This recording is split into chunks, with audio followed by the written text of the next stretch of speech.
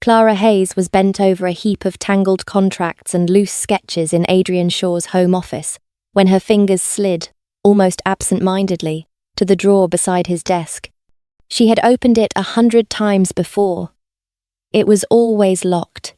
It was always solid, silent, final. Today, the keypad glowed a pale green. The safe door wasn't shut all the way, as if someone had left it breathing on purpose. For one suspended second, Clara simply stared, her pulse gathering itself like a storm. She should have pushed the drawer closed. She should have pretended she hadn't seen. Instead, she turned the handle. A soft click. Metal yielding. The door swung open. There were no gold bars, no watches, no secret stock certificates. Only a few neatly stacked folders, an old camera filmed with dust, and a framed photo placed at the front like an altar. The photo seized her eyes and refused to let go. Adrian, in a crisp white shirt, smiled with a gentleness Clara could not remember receiving in years. One arm curved around a woman's shoulders.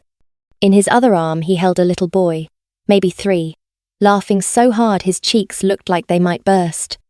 All 3 wore paper birthday crowns.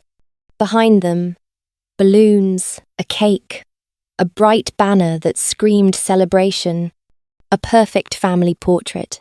The boy's small hands were looped around the woman's neck, his mouth caught mid-word, the shape of it unmistakable. "Mum." Clara's chest went cold, as if someone had poured ice water straight through her ribs. She picked up the frame with trembling fingers and turned it over. In Adrian's handwriting, the handwriting she had seen on grocery lists and school forms and sticky notes for 5 years. A single line sat like a verdict. The 25th of May 2024. Vivian's birthday. Not the child's birthday. Hers. The ink was ordinary. The paper was ordinary. The tenderness inside that image, however, was not. It cut like a blade, sharpened on years of silence. Clara felt something inside her split into hairline fractures. She placed the photo back exactly where it had been, inhaled slowly, willed her hands to stop shaking, and then she saw the journal. Thick, leather spine worn smooth, corners softened from being opened too many times. Clara had never seen it before. Something unseen tugged her closer anyway, the way a riptide pulls without permission. She drew it out and opened the first page. The writing was dense. Every line Adrian's. The 9th of May 2019. Vivian came to the wedding today. I hope she understands why she couldn't be the bride. Those hands were made to play piano, to shine beneath stage lights. They shouldn't be ruined by kitchen grease, bills, and the dull survival of everyday life. Clara's mouth twitched, not with amusement but with the sharp reflex of pain trying to become a laugh and failing. That wedding. Her wedding. Her fingers flipped to the next entry as if they no longer belonged to her. The 15th of October, 2020. The baby was born. Clara almost bled to death. The doctor said she lost too much blood. I was terrified. But thank God the woman in that delivery room wasn't Vivian. How could I bear to let someone as delicate as her suffer that kind of pain, risk her life like that? Thank God. 2 words that landed in Clara's skull like a hammer. Thank God it wasn't Vivian. Thank God it was Clara. Clara, the one sliced open on a surgical table, blood pouring. 1 foot already at the edge of a door she nearly didn't return from. The room swayed. Her vision prickled. Yet her hand kept turning pages, faster now, as if speed could make it hurt less. The 7th of December 2021. I sent Vivian a video of Leo calling, "Mom," she cried. She said she would love him like her own. She doesn't have to know the ugly parts, the sleepless nights, the fevers, the shaking. She only needs the warmth of motherhood, not the exhaustion of raising a child. Every sentence sprouted thorns. The 23rd of November 2022. Vivian came over to teach Leo piano. He adores her. He clings to her at the bench, eyes bright. Vivian is always gentle, never yells, never loses patience. That is what a real mother looks like. A real mother. The 18th of June, 2023. Vivian's concert was a triumph. Leo ran on stage with flowers and called her Mum Vivian. She cried. Backstage, she hugged me and thanked me for giving her such a wonderful child. The 31st of December, 2024. Another year gone. Vivian is still radiant. She was born for light and music. Her hands should touch keys, not diapers, milk spills, and stove smoke. She shouldn't have to break her wings for me. Hundreds of pages followed. Every page worshipped the same name. Vivian Hart, not Clara Hayes. The journal wasn't a diary. It was scripture. And Adrian had been praying to another woman, while Clara washed dishes, folded laundry, soothed nightmares, measured fevers, and stitched herself into the shape his life required. Her phone chimed on the desk. The sound snapped the air in half. Adrian's name lit the screen. Tomorrow I have an important client meeting. Have the dark grey suit ready. No hello, no thank you, not a single word that belonged to a husband. Just an order, crisp and casual, like a boss speaking to staff. In that moment, something in Clara woke up fully, brutally clear. She wasn't a wife in his heart. She was a function, a set of hands that kept his world clean, so Vivian's hands could stay beautiful. Her gaze drifted to the old camera, forgotten in the safe like a dead part of her. Adrian had told her after marriage she didn't need wild places anymore, that he would shoulder the world, and she could stay home and be his wife. So she had listened. She had traded lions at dawn for detergent and lunchboxes. Her passport had expired. Her dream had shrunk to a child's bedtime routine and the glow of a phone screen. Clara lifted the camera, wiped the dust with her sleeve, and turned it on. Photos flooded the display. A lion stretching beneath sunrise, elephants cutting through red plains, birds tearing across violet sky. The whole wide world she had once chased with her own 2 feet. Only one place remained empty, the Arctic. Her last unfinished chapter. Her tears blurred the screen, but her mind, for the first time in years, felt steady. She opened a flight app and typed the destination with shaking fingers. Arctic Circle. 1 month from today. Confirm payment. A small, bright ping sounded. It was not loud.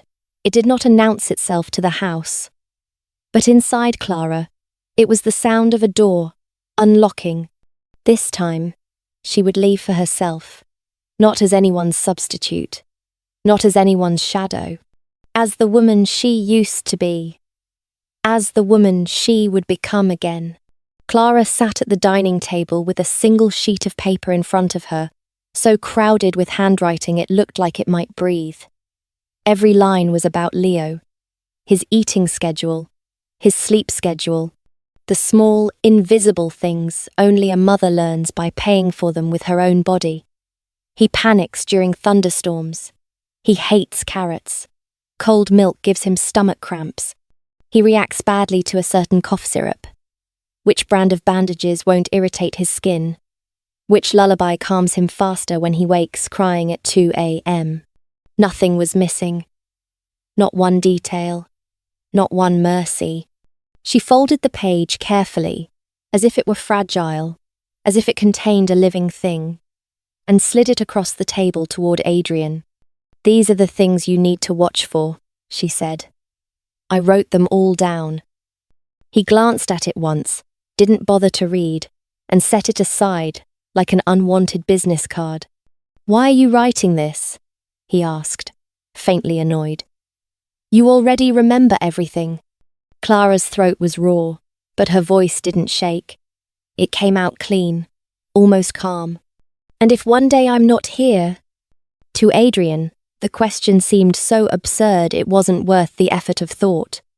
He leaned back, brows lifting as if she'd told a joke. How would you not be here?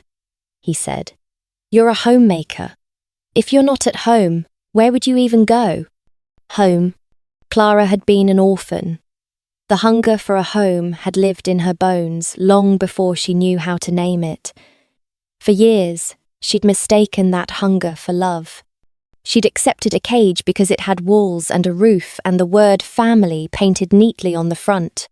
But what right did Adrian have to assume she would stay inside a house built by betrayal and call it happiness? She didn't say all that. She only lowered her eyes, the way she had been trained to do, and then forced herself to look back up. "Do you think I'm not allowed to have my own life?" she asked quietly. "Or, in your eyes, am I only fit to be a housewife forever?" Something shifted in him. Not guilt, not really, more like irritation with a hint of unease, the discomfort of a man noticing the furniture has moved. He stepped closer and wrapped his arms around her, using the familiar gesture the way he used everything else, as a tool. An embrace meant to soothe her back into place. "This house falls apart without you," he murmured into her hair. "And you wouldn't leave Leo. You couldn't." For 5 years he'd come home to floors clean enough to reflect light, to shirts already pressed and hanging, to leather shoes polished until they looked expensive, even in the dark. He'd grown used to the silent miracle of a life running smoothly around him.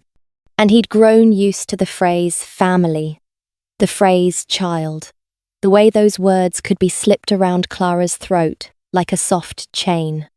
In Clara's mind, the scene from that morning returned with cruel clarity. The same hands, the same breath. Those arms had wrapped naturally around another woman's waist. Those fingers had brushed a strand of hair behind Vivian Hart's ear. That mouth had promised 2 weeks off to spend Valentine's Day, properly, abroad, together. The warmth of Adrian's body suddenly made Clara feel sick. She peeled his arms off her. The movement wasn't violent. It didn't need to be. It was final. "Keep that paper," she said, nodding toward the notes. "You'll need it sooner or later." She lifted her chin. There was no panic left in her eyes, only a clear, cold stillness. "That day is coming," she added. "Soon." For a moment, Adrian froze. Something flickered across his face. Not remorse, not understanding, but a faint, instinctive alarm. He hesitated, then slowly picked up the paper, folded it properly, and tucked it into his shirt pocket, as if it was suddenly important. "All right," he said, forcing a thin smile. "We'll do it your way. And Clara, didn't you always say you wanted to travel? When the weather warms up, we'll go. I'll take care of Leo.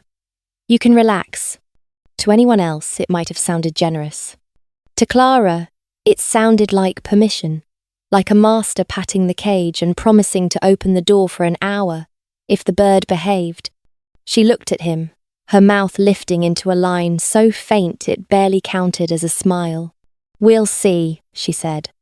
The weekend arrived, and something strange happened. Adrian and Leo didn't rush out the door toward Vivian like they usually did. There was no frantic packing of the little backpack, no excited chanting of, "We're going to Mum, Vivian's." No, Adrian standing before the mirror adjusting his tie, asking Clara if the knot looked right. Clara felt a thin thread of confusion tug at her, until she stepped into the living room and saw the answer. Adrian was wearing his best suit, the one he saved for rare occasions. Dark, expensive, immaculate, a silk tie, a watch that caught the light and threw it back. Leo's eyes lit up like fireworks. "Dad!" he squealed. "Are we going to Mum Vivian's?" Adrian smoothed his son's hair, his voice soft with practiced patience. "Not for piano today," he said. "Dad has a class reunion." Leo blinked. "Is Mum Vivian going?" "Yes." One word. That was all it took.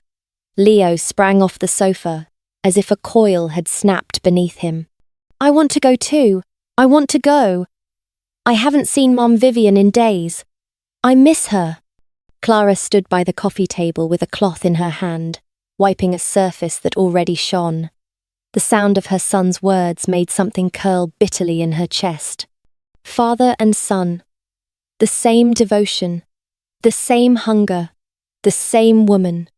Adrian tried to placate Leo for a minute and failed. Then he turned to Clara, as if the solution had always been obvious. Leo wants to go, he said. So come with me. Clara almost laughed. Adrian had never taken her to these reunions. He had been blunt about it, even kind in his bluntness, as if explaining a simple truth. You won't fit in. You'll be uncomfortable. Stay home. So why now? He answered before she could even ask, his tone lazy. Matter of fact. If you don't come, who's going to watch him? Of course. In Adrian's world, Clara didn't occupy a seat beside him. She occupied a function. Leo ran to her and wrapped both arms around her leg, rocking it like a lever. Mom, please, he begged, voice bright with hope. I want to go. Go with me. Mom. The word he used when he needed her to carry him, feed him, follow him, make his wants come true. Adrian grabbed his coat, effectively ending the discussion. Let's go, he said. We'll be late. At the hotel, the banquet room was already full. A chandelier spilled warm golden light over white tablecloths and shining glassware. Laughter rose and fell. Cutlery chimed. A soft song played somewhere in the background like a polite lie. The moment Adrian appeared, people stood, greeting him, guiding him toward the center seat at a table, as if he belonged there by right. Clara followed behind. She reached for the empty chair beside him, and a small body bumped her hard enough to shift her sideways. Leo dashed ahead, grabbed a woman by the hand, and pulled her forward with delighted certainty. Mom, Vivian, he announced. Sit here. Vivian Hart wore a cream-coloured dress that hugged her waist just enough to suggest elegance without effort. Her hair fell in glossy waves. Her makeup was perfect, the kind that looked natural only because it was expensive. She let herself be tugged forward, her expression fluttering into something shy and carefully sweet. Leo, don't be naughty, she murmured. Auntie. Sit, Adrian said. One word. Calm. Firm. And in his eyes, Clara saw it again. That tenderness he had locked away from his wife, like a treasure meant for someone else. Sit with him, Adrian added. Gentle now. He talks about you every day. Vivian pretended to protest. Her hand made a small, useless push, her lips shaped polite refusal. And then she sat down anyway, obedient to the invitation that mattered. Leo wedged himself between them like the final piece of a puzzle. A perfect bridge. A perfect picture. The remaining seat for Clara was in the far corner, so distant it might as well have been another table. Clara swallowed the hollow feeling rising in her throat and walked there quietly. From where she sat, she could see it all. Her son leaning into Vivian's side, laughing. Adrian angled toward them, his body language open, effortless, as if this was where he belonged. From any angle, they looked like a happy family of three. And Clara, in her loose coat, hair tied back in a rush, barefaced and pale, looked like the nanny who had been allowed to tag along. She tried not to watch, tried to focus on her hands, the tablecloth, the glass in front of her, but they were shameless in their ease. They spoke softly, heads bending together. Their eye contact flickered like a private language, and each small gesture struck her vision like a slap she couldn't dodge. When the food arrived, Adrian served Vivian first.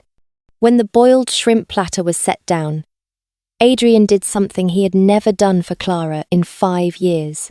He began peeling them. People around the table laughed, teasing him. Adrian Shaw, look at you!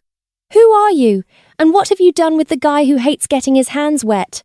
Clara remembered, with vivid cruelty. Adrian's old complaint. He hated peeling shrimp. He had said it made his fingers feel dirty. When Clara had once placed peeled shrimp in his bowl, he'd smiled and told her, casually, that next time she should peel them for the child instead. He didn't like it. Now he peeled one after another without the slightest frown, and none of them went into Leo's bowl. Each peeled shrimp was placed into Vivian's. Vivian ate one, eyes half-lidded in satisfaction, then smiled. "So good," she whispered. She reached for another shrimp as if to peel it herself, and Adrian caught her hand lightly, taking it from her. "Your hands aren't for this," he said. Clara's stomach tightened. Those words weren't just a compliment. They were a verdict.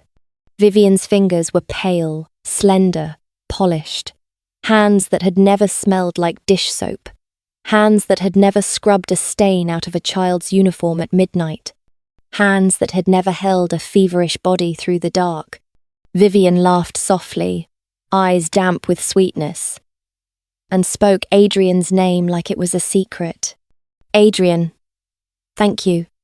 Clara lowered her gaze to her own hands, a faint callus on her index finger from knives and chores, dry skin between the fingers from detergent, a small cut she'd forgotten to bandage, hands that had once held a camera steady on a cliff edge, now roughened by a life she had been told was love. Something burned behind her eyes. She reached for the clear liquor in front of her and drank it in one swallow.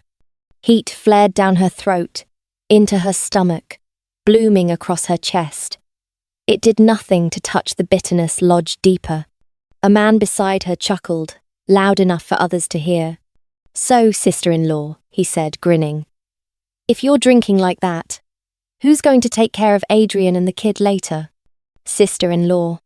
The words sounded intimate and somehow cruel. Clara looked across the table.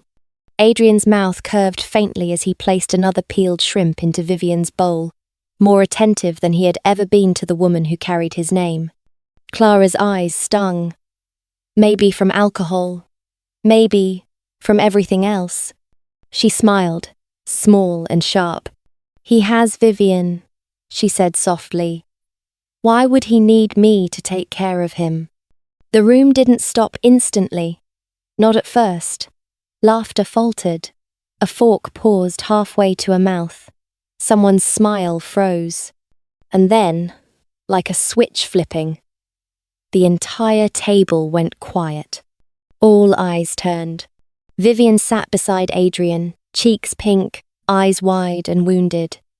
Leo sat between them, still chewing happily, blissfully unaware of the bomb that had rolled under the table. Adrian's face darkened.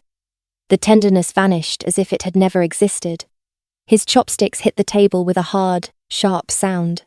"Clara," he said, voice low. "Is that something a wife should say?" Clara met his stare without flinching. "Is that something a husband should do?" she asked, calm as winter. "Or are we only allowed to pretend when it benefits you?"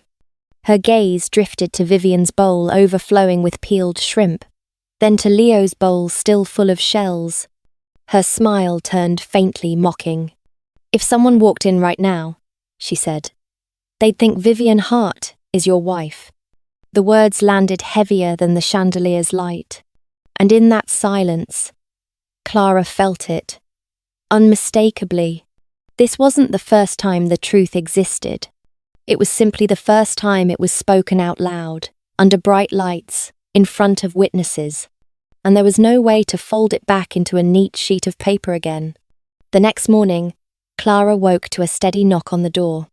Adrian's voice came through the wood, calm in that familiar, measured way that always made his words sound reasonable, even when they weren't. "I made breakfast," he said. "Come out and eat something." For years, the number of times she'd tasted food made by his hands could be counted on one hand, with fingers left over. Clara splashed water on her face, smoothed her hair back, and opened the door. The moment she stepped out of the study, the scent hit her first. Toast, fried eggs, a steaming bowl of pork congee topped with chopped scallions, arranged neatly on the dining table like a staged apology. Adrian pulled out a chair for her.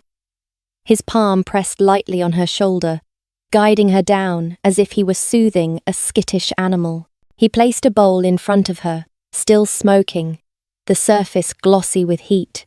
"What I said yesterday was a bit harsh," he added. "Don't take it to heart." He lowered his gaze and tried to look sincere, like he was coming down to meet her halfway. Clara stared at the congee. She didn't pick up the spoon. She looked at him instead. Adrian seemed to understand what she was waiting for, because the air thickened with hesitation. Then he chose the path he always chose. Avoid, redirect, control. "Say it," Clara said, breaking the silence first. Her voice was quiet but steady. "You're not the type who walks into a kitchen out of guilt." Because she knew. She knew this breakfast wasn't love. It was strategy. Adrian's hand paused over his coffee. He stirred slowly, as if he were thinking through numbers, then spoke as if he were announcing something ordinary. "The company is sending me overseas for 2 weeks," he said. "During that time, you'll have to handle Leo alone." The surface of the congee trembled slightly, as if the bowl itself had flinched. Clara remembered.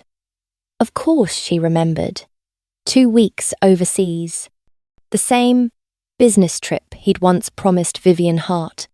The 2-week escape he'd described as a Valentine's celebration worthy of the youth they'd missed. She lifted her head, expression calm enough to be frightening. "Take Leo with you," she said. "I just accepted a job." For the first time, Adrian's composure cracked. He knew, better than anyone, how fiercely Clara loved their son. Since Leo's birth, she had never spoken about returning to work. Her world had shrunk until it revolved around one small boy and one man who called her home. "A job?" Adrian frowned. "Then who's going to take care of him?" The next line came out with the faint, habitual blame he always carried in his pocket, ready to use. "Are you still mad?" In Adrian's mind, Clara wasn't changing her life. She was pouting, throwing a tantrum, making herself difficult, the way women did when they needed reassurance. He believed he could smooth her down with a few soft sentences and a promise he didn't intend to keep. Then she would slip back into her role, and the house would run again. Clara didn't answer. She stood, walked into the study, and returned with a stack of papers aligned so perfectly they looked sharp. She placed them on the table and pushed them toward him. "Let's get divorced." Adrian's eyes dropped to the first page. "Divorce agreement." The shock in his face flickered like a match. Then the flame turned into anger, hot and offended. "What do you think marriage is?" he snapped. "A joke? You want a divorce and you think you can just—" He shoved the papers aside with the back of his hand, like they were trash he didn't want touching his morning. "Forget it. I didn't see that." He could pretend not to see, but Clara couldn't pretend she hadn't read the journal in his safe. Couldn't unsee the lines he'd written with his own hand. Thank God it wasn't Vivian. Thank God it was Clara on the operating table. "I'm not joking," she said. Her voice wasn't loud. It didn't need to be. It had weight. Adrian's brow tightened. "Is this because I peeled a few shrimp for Vivian?" he demanded. "Clara, I always thought you were sensible. Since when did you become this petty?" "Sensible? No, not sensible. Convenient. Trainable. Quiet enough to lie to." Clara met his eyes. "You can peel shrimp for her, cook for her, run away with her," she said evenly. "None of that has anything to do with me anymore." She tapped the papers lightly, one finger, as if punctuating the end of a sentence. "I just want to stop playing my part in your story." Adrian stared at her, and for the first time, he felt it. Something had slipped off the track. something he had assumed would stay forever in its place. He couldn't name what was different about her, only that it was. He went quiet, then lowered his voice, reaching for his oldest weapon, calm reason, gentle persuasion. "Clara, stop," he said. "Don't make a scene. Haven't we been living fine? A complete family, a lovely child. Divorce isn't happening." He smiled, as if a smile could erase reality. "When I come back from this trip, I'll take you traveling. Okay?" He didn't want a divorce. But Clara didn't hear love in his refusal. She heard necessity. A man refusing to lose his housekeeper. He needed someone to wash, cook, raise the child, keep everything in place so he could walk out and love someone else with clean hands. He didn't want Vivian doing the ugly work of life. So Clara had to. A thin cry rose from the bedroom. Leo had woken up, calling for both mother and father, his voice small and searching. For years, the moment her son cried, Clara's body would move before her mind did. She would spring up, run, scoop him into her arms, soothe him until his tears slowed. This time, she didn't move. She stood still, staring toward the half-closed door, and felt pain and emptiness spread through her chest like frost. Adrian frowned, noticing her stillness, but said nothing. He turned and walked quickly to the bedroom. "Leo, buddy," he murmured, his voice instantly soft. "Don't cry. Dad's here." After a minute of patting and shushing, the crying faded, then stopped. The word divorce was temporarily shelved, buried under routine, but Adrian's trip with Vivian still went exactly as planned. On Valentine's Day, Vivian posted a photo. Her head leaned on a man's shoulder. The angle showed only half of his cheek and jaw, but Clara recognized him instantly. Adrian's profile had lived beside her for years, even when he wasn't truly there. Vivian's smile was radiant, her eyes curved with happiness. Caption: "No one in this world loves me more than you." Comments poured in. "Rare man, you're cherished. The way he treats you is everything." Clara stared at the screen and felt as if someone had scooped a piece out of her chest, leaving a clean hollow behind. Then, slowly, calmly, she hit unfriend. From that moment on, online or in real life, she refused to swallow any more sweetness that had been made from her suffering. Before her flight north, Clara took Leo to his grandparents' house. He was still the child she had carried for 10 months.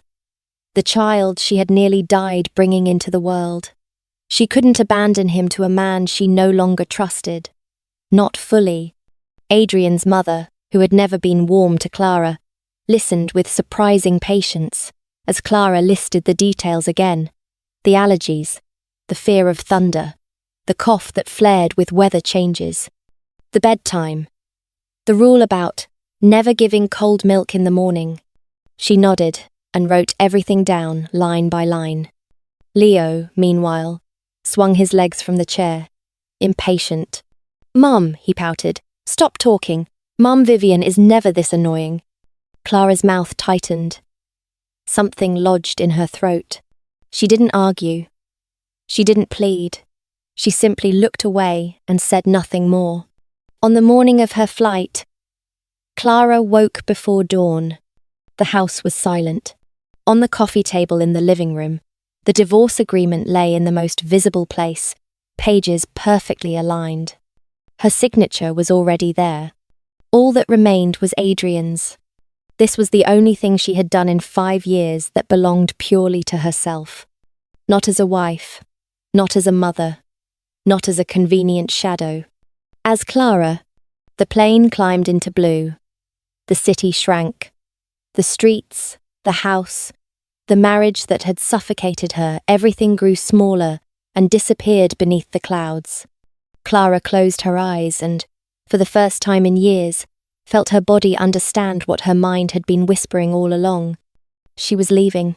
And this time, she wasn't asking anyone's permission. By the time the clock hit bedtime, Leo should have been clean, warm, full of milk, and half asleep under a blanket, while a story drifted over him like a spell. Instead, Adrian stood in the bathroom with his sleeves rolled up and his patience hanging by a thread. He'd carried Leo in, set him on the little stool, and tried to copy what Clara always did without thinking. Clothes off, water on, temperature just right, soap in his palm, gentle scrub, rinse. But when it came to shampoo, he moved too fast. Foam slid down Leo's forehead, slipped into his eyes, and in the next second, the bathroom filled with a shrill, immediate scream. "My eyes! Dad, it hurts, it hurts!" Adrian froze. Panic hit him hard, sudden and stupid. This was the first time he'd bathed Leo from start to finish. He hadn't realized how quickly a small mistake could become a disaster. He yanked the shower head closer, water roaring. One hand clamped over Leo's brow to shield him, the other tried to rinse the foam away, but Leo was twisting, sobbing, face scrunched in pain. Adrian's heart thudded as if he'd done something unforgivable. It took forever 10 seconds, maybe 30 before the crying eased into hiccuping. Leo's lashes were wet, his eyes red-rimmed, his cheeks blotchy with humiliation and hurt. And then, in that blunt, innocent voice that children have when they speak the truth without meaning to be cruel, Leo said, "Mum never makes my eyes hurt. You don't know anything, Dad. You can't even bathe me." The words went in like a needle. Adrian forced a smile, the kind he used in meetings when he didn't want anyone to see his weakness.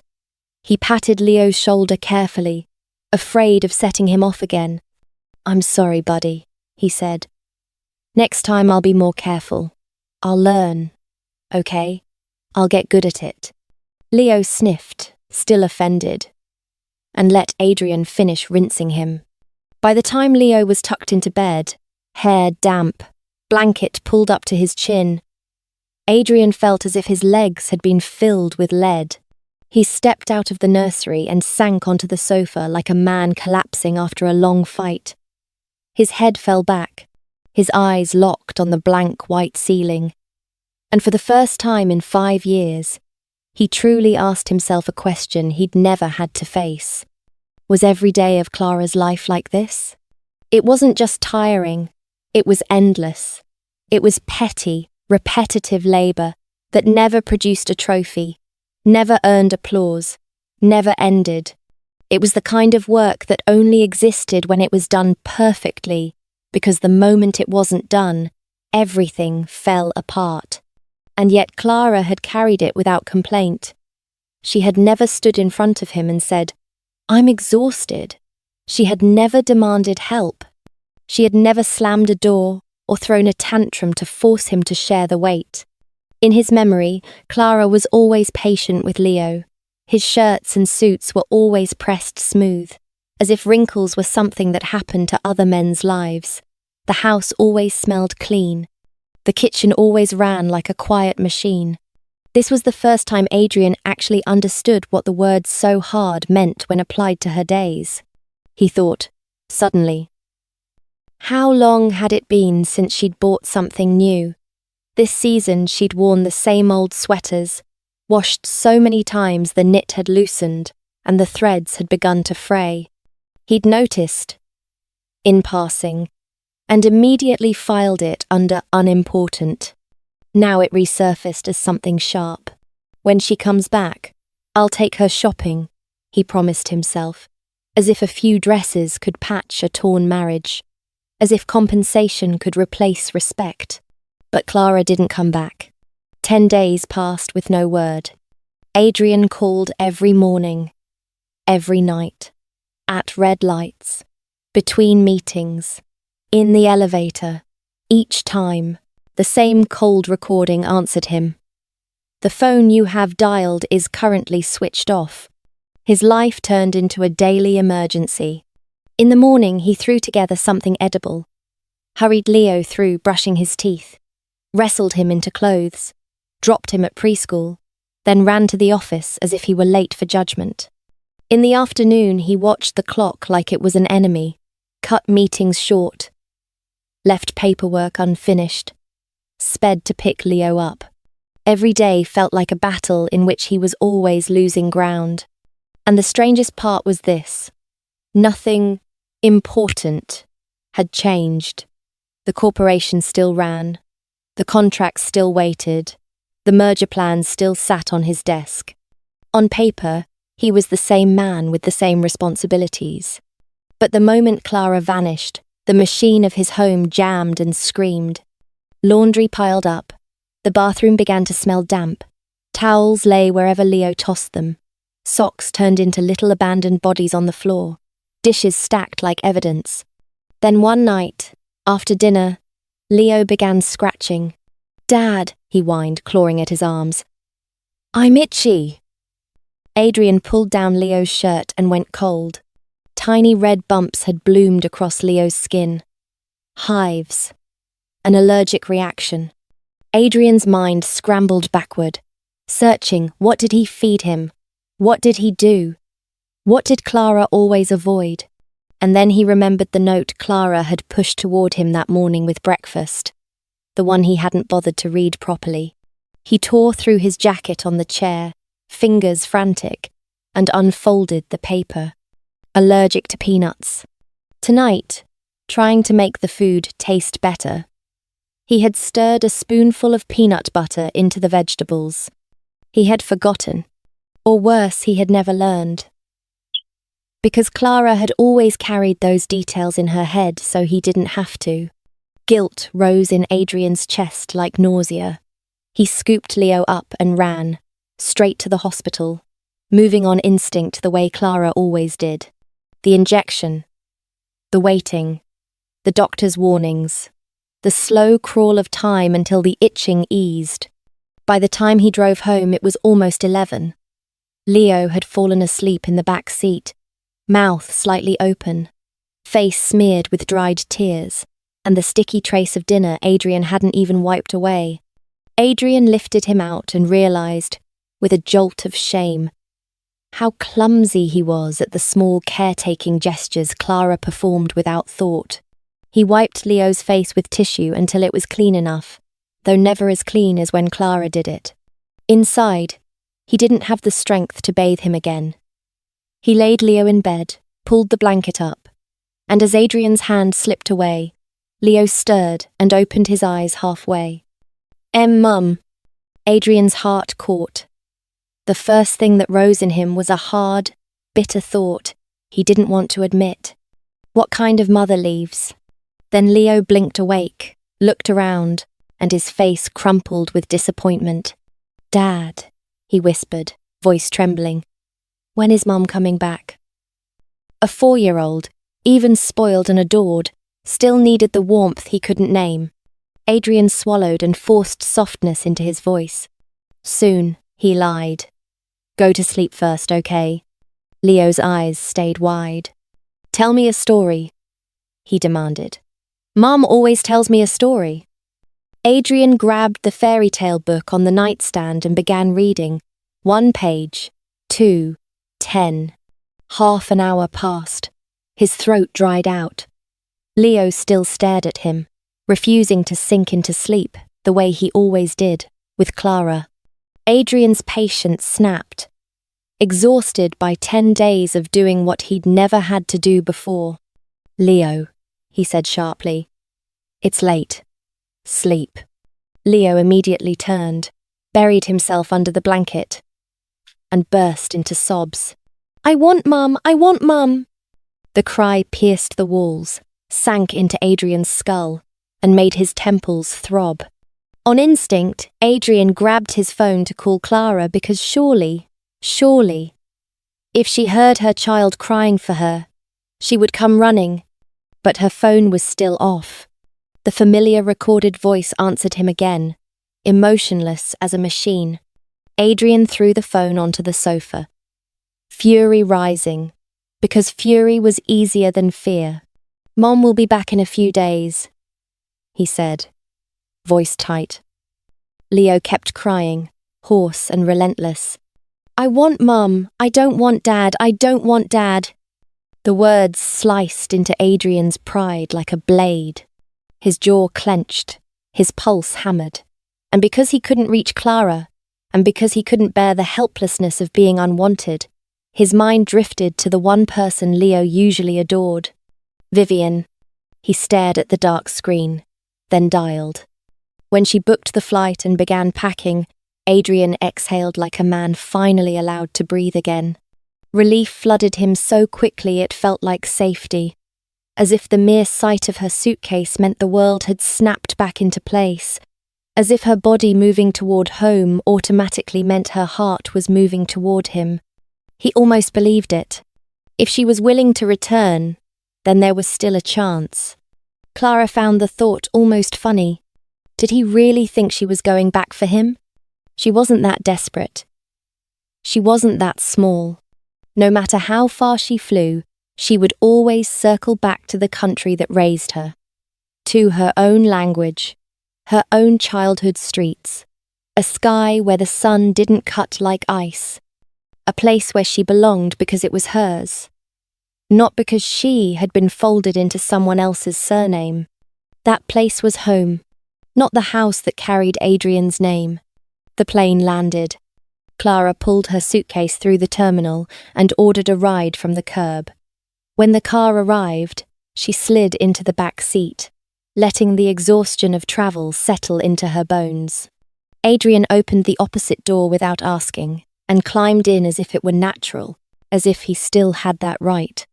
For the first few minutes, the car moved in silence. Then Adrian frowned, glancing out the window, sensing something wrong in the direction of the roads. When he couldn't pretend any longer, he leaned forward and said to the driver, "Sir, you missed the turn. You need to go that way to get to North Ridge." The driver checked the navigation, polite and unmoved. "No mistake, sir. I'm following the GPS. The destination is the Sand Hotel downtown." Hotel. The word snapped on like a light in Adrian's head. Only then did he realize Clara had no intention of going home. Not his home. Not their home. His voice tightened with helplessness. And underneath it still, unbelievably, there was a thread of blame. "Clara, are you still angry?" As if anger was the problem. As if this was a mood that could be soothed, not a decision carved into stone. Clara turned her face toward the window. Streetlights slid across the glass like passing thoughts. "I'm not angry," she said calmly. "I just want a divorce." Once, she had been angry. Once, she had hurt so badly she couldn't breathe. She had cried until her eyes were dry and her chest felt hollow. But the Arctic had done something to her. That bone-deep cold, that endless white, that silence so complete it forced you to hear yourself, it had helped her let go. She wasn't wrong. Her only real mistake was abandoning herself, trading 5 years of her youth for a marriage with nothing inside it. When the car stopped at the hotel, Clara didn't look back. She stepped out, pulled her suitcase onto the pavement, and walked straight into the lobby. Adrian stood by the curb as the wind tugged at his coat. For the first time in his life, he felt a helplessness so deep it was almost humiliating. What did he have to do for her to turn around? If this was about Vivian, if he cut Vivian off, would that fix it? The thought made him flinch at himself. How could he cut Vivian off? Vivian had been the woman he'd always told himself was the love of his life. Clara didn't know about the argument happening in his head. She didn't care. The long flight, the layovers, the tension of days had drained her down to nothing. The moment she stepped into the hotel room, she fell onto the soft bed and didn't move. Then her phone chimed. An old photography group chat lit up with a post. A wildlife exhibition in Gold Harbor. Registration link included. Theme: the wild world through the lens. For a long moment, Clara stared at it. She had spent years with her camera locked away, years pretending she didn't miss it. Years pretending she didn't miss herself. Quietly, she tapped the link and filled in her details. If she was entering again, she wanted to enter as who she truly was. The first 2 days after returning, she barely left the room. She slept, backed up her files, organized folders, mapped locations, made lists, not meals, not school pickups, not whether there was enough milk in the fridge. On the third day, she slung the camera strap over her shoulder and stood in front of the mirror. She tightened it, inhaled once, and said softly to her own reflection, "Time to work." The elevator doors slid open, cold air conditioning washed over her face. She stepped into the lobby, mind already framing river angles and morning light. And then she saw 2 familiar silhouettes. One tall, one small. "Mom!" The child's voice hit her like a blade. Leo came flying toward her like a tiny arrow, arms locking around her legs so tightly she could feel the desperation through the fabric. Tears streaked down her pants. "Mom, I missed you so much." Her body reacted before her mind did. Her hands lifted, instinct ready to scoop him up the way she always had. But at the last second, she stopped. Her fingers hovered, then lowered slowly. She bent down, peeled his little arms off her leg with gentle firmness, and asked, voice calm enough to sound cold, "Why are you here?" Adrian stood a few steps behind Leo, watching her face like he was searching for something to hold onto, softness, guilt, longing, anything. There was nothing. Her eyes were a still lake. Flat. Unreadable. Adrian cleared his throat. Awkward.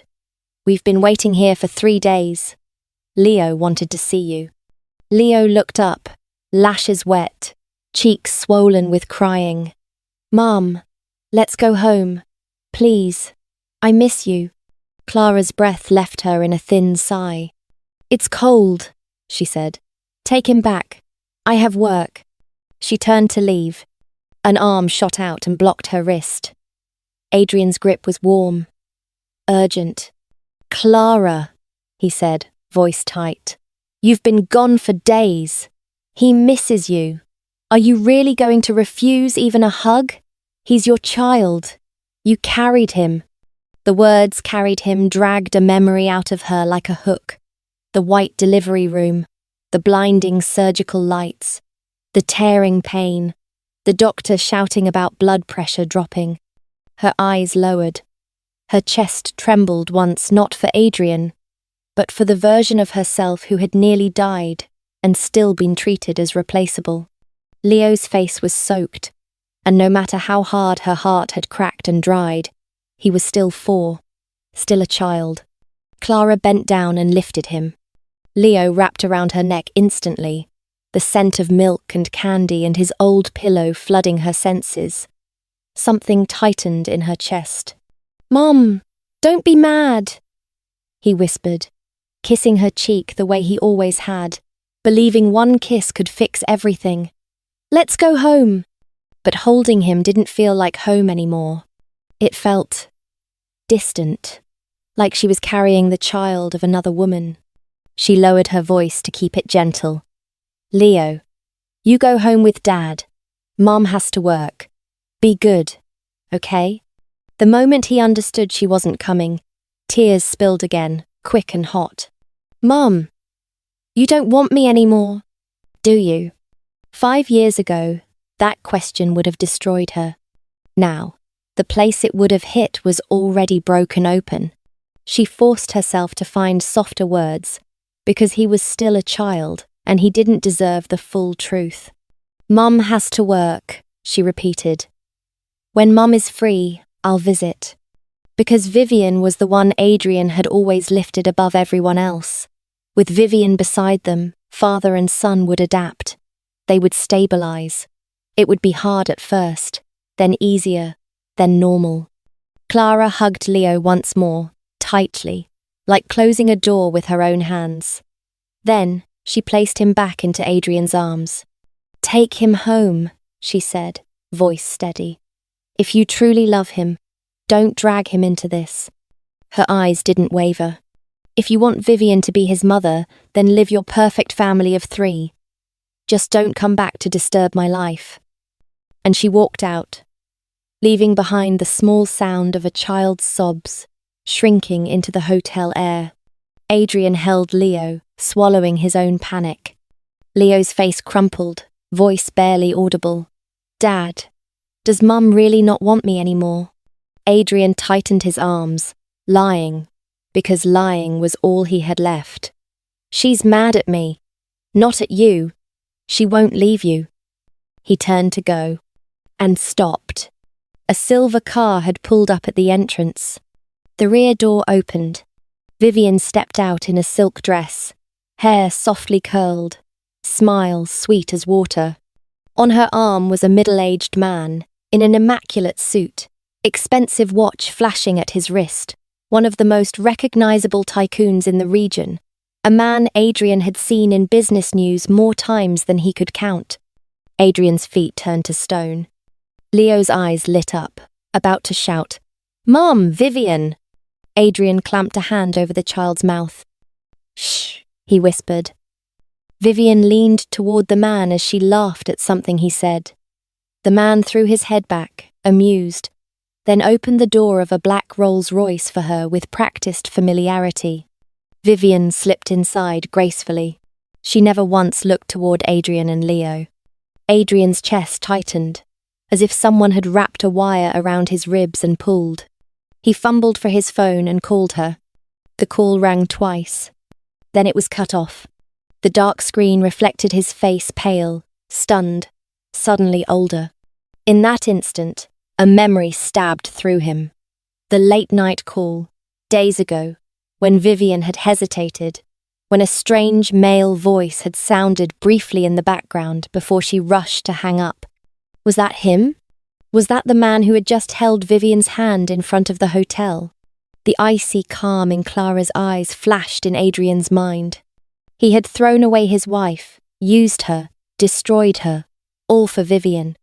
And Vivian had quietly found something richer, safer, more powerful. If that was true, then what had Adrian become? A punchline.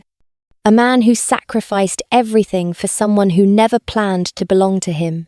And suddenly he understood why Clara's smile had vanished the moment she saw him, why she looked at him like he was a stain she couldn't scrub out. Because he hadn't come back out of love. He'd come back because his fantasy had broken, and he wanted his reality to patch him up again. He stood there holding his child, watching the Rolls-Royce disappear into traffic. And for the first time, the regret wasn't theatrical. It was nauseating. Clara's brows knit, her voice sharpening with a quiet disgust.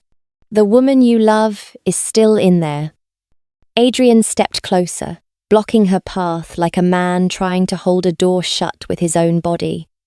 His dark eyes locked on her with a kind of stubborn conviction he had never once offered her when it mattered. "Clara, my wife is you," he said, each word heavy, rehearsed, almost dramatic. "Everyone else has nothing to do with me. From now on, there's only you." It sounded like a line ripped from a romance drama. A last-minute confession meant to reverse the entire plot in one scene. Clara didn't feel moved. She felt sick. She looked at him the way a photographer looks at a smudge on a lens. Not anger, not heartbreak, just pure, exhausted revulsion. "Adrian," she said flatly, "you're the coldest kind of man. When you were swearing you loved her, you acted like you'd die without her. Now you can say she doesn't matter and throw her away in one sentence." Her mouth curved in a humorless smile. "Loving a man like you is a lifetime of bad luck." Adrian didn't even truly understand why she was condemning him. In his mind, he wasn't cruel. He had simply mistaken someone. Now he had seen clearly. Now he was correcting his path. "Clara, I was wrong before," he insisted, as if admitting it earned him a reward. "Give me one chance. I'll spend the rest of my life making it up to you. Please." Clara answered with 2 words, calm as a gavel. No. She glanced at her watch. Her appointment was near.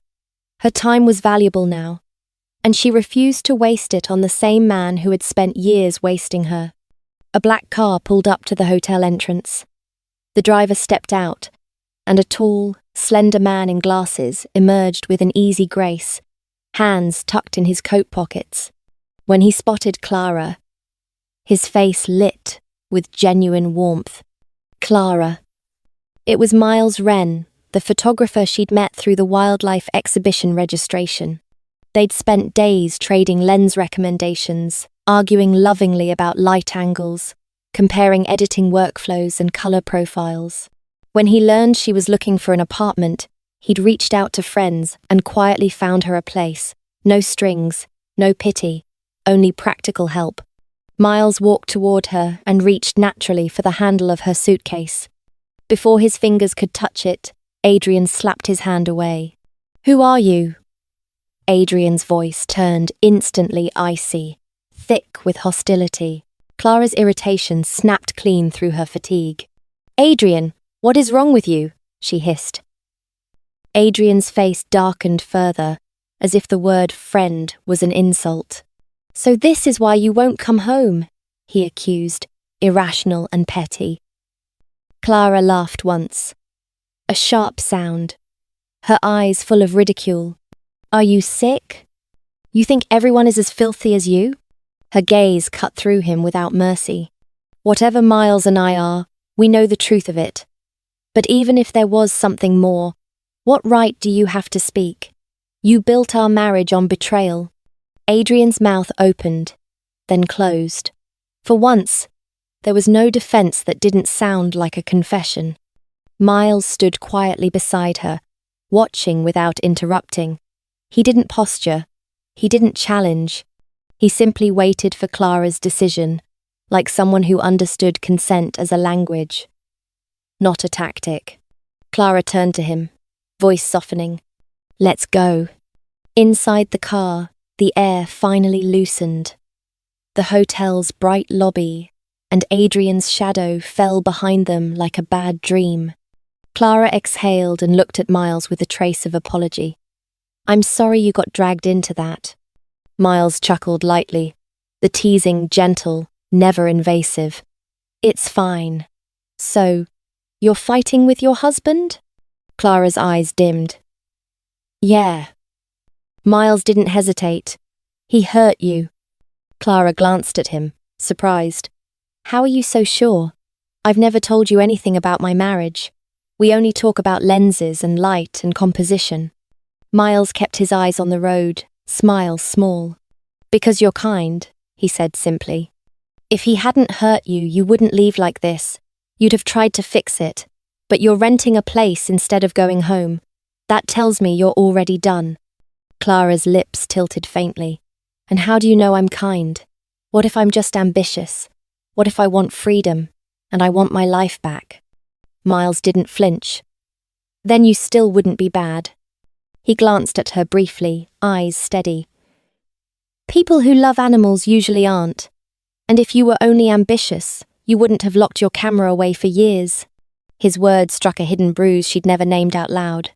At a red light, Miles's tone shifted, more serious. After the divorce, do you plan to find another partner? If you do, he paused, giving her space, not pushing. Could you consider me? The confession was so unexpected it made Clara go still. Not because she was tempted, but because she hadn't realized tenderness could exist without pressure. She swallowed. With your life, you can find someone better than me, someone without a past, without a child. Miles shook his head gently. Even if someone is better on paper, if we don't share the same language of living, we won't be happy. Clara thought of Adrian, thought of how they'd shared a roof, but never shared a world. He didn't understand why she chased sunsets like they were oxygen. She didn't understand how he could abandon a feverish child for a concert seat beside another woman. Miles was right. Compatibility wasn't a luxury. It was the foundation. but Clara's desire for love had been worn down to near zero. "Miles," she said, sincere and firm, "you're a good man, but I'm not stepping into a new relationship." She expected disappointment. Instead, Miles simply shrugged, smiling softly. "I guessed." His eyes stayed warm. "If you said yes too quickly, you wouldn't be the Clara I've come to respect." Then, quieter, "Just don't let this ruin our friendship. I don't want to lose you as a friend." Clara felt something unclench in her chest. "Of course not." A few days later, Adrian's mother called. Her voice was careful, worried. "Clara, did you and Adrian fight?"